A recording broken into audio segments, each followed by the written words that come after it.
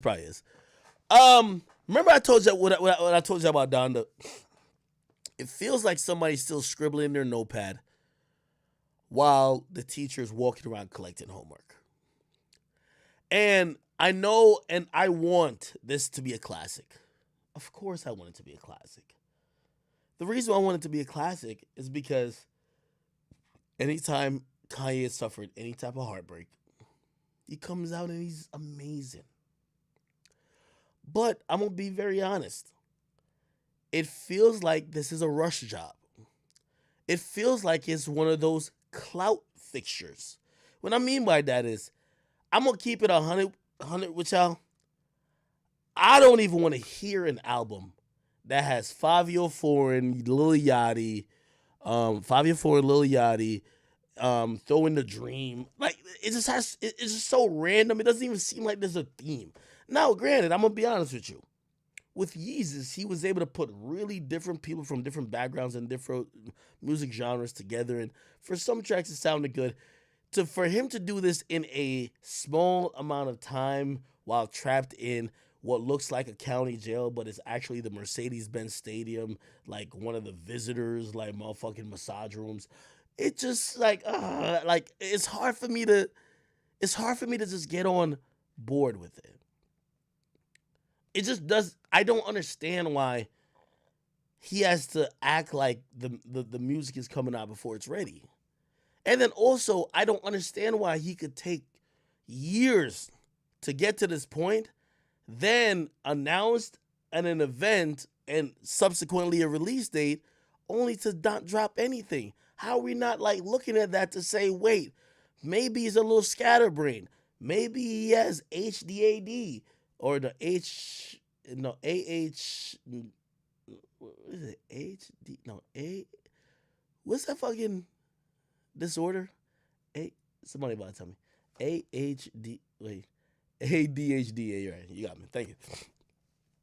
We gotta look at these things. Real talk. I just look at that and I'm like, when I heard the process of doing the album, My Beautiful Dark Twisted Fantasy, yes, he kept working up until the point where it got turned in. But it was him like literally just trying to get extra shit, and he already had these great tracks already recorded. He was constantly tweaking shit, but he had like, you know what I've heard about Donda? I heard my nigga Kanye scrapped the album multiple times. Like I heard he was trying to scrap the album an hour before what he said the release date was. He was like, nah, fuck all this. Let's make some new shit. Bro, like we just have to be honest. If he wants to scrap the album like an hour before it comes out, like, come on, bro. Come the fuck on, bro.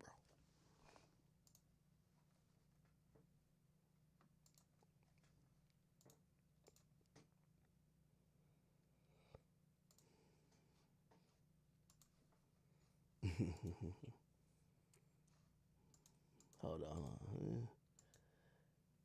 Okay, here I go. Well, yeah, I don't know. Also, once I see him, he's doing it. He's cutting people's hair. He's doing push-ups. He's lifting weights. Man, this looked like more like a fat camp. Like it looked like could go there and go lose some weight, not go make an album. They got people watching you while you do push-ups, lifting weights. You're doing all these other things. It looks like boot camp. It doesn't look like people really trying to do some album stuff. Also, let's be honest. Like I think Kanye does a good job of like still portraying like he's like this super artist. Kanye has like 1,000 writers on every song. Like it would shock me if Kanye writes a verse by himself. I'm gonna be honest. Nothing wrong with it because we have gotten accustomed to it. But Kanye works with a lot of people. So I think a lot of what you're seeing is for show. Like I'm watching this shit, like there's no music, whatever. He got a mask on the whole time. He just randomly gets up and just hops on what seems like a mic and like looks like he's recording a verse. And I'm like, number one, he didn't write it. Number two, like it All I'm saying is performance art. A lot of it. It's a lot of it. Performance art. Okay.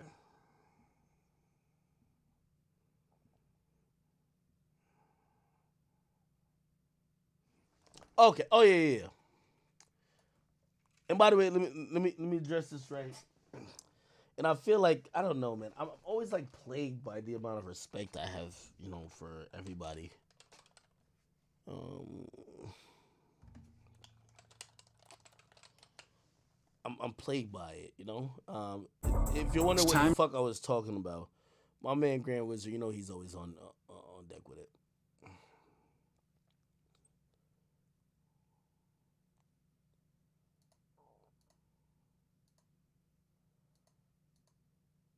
Here we go.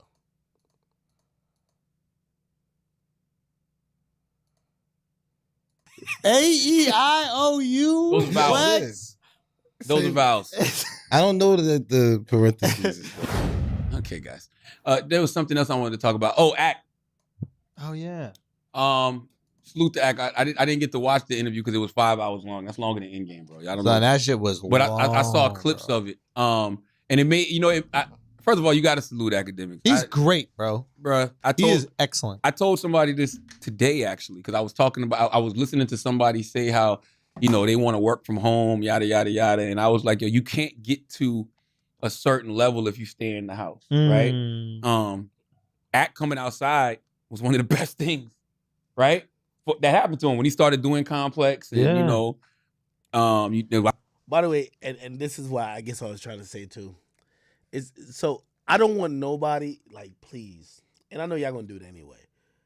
I'm not dissing Charlemagne. I look up to him so much, and by the way, Charlemagne has said many things I've disagreed with, but like overall, like even when I watch these things, a lot of times I'm like, yo, Charlemagne has created a blueprint for me. Honestly, I believe if there was no Charlemagne, I would have moved very incorrectly and many things that you haven't seen happen to me would have happened.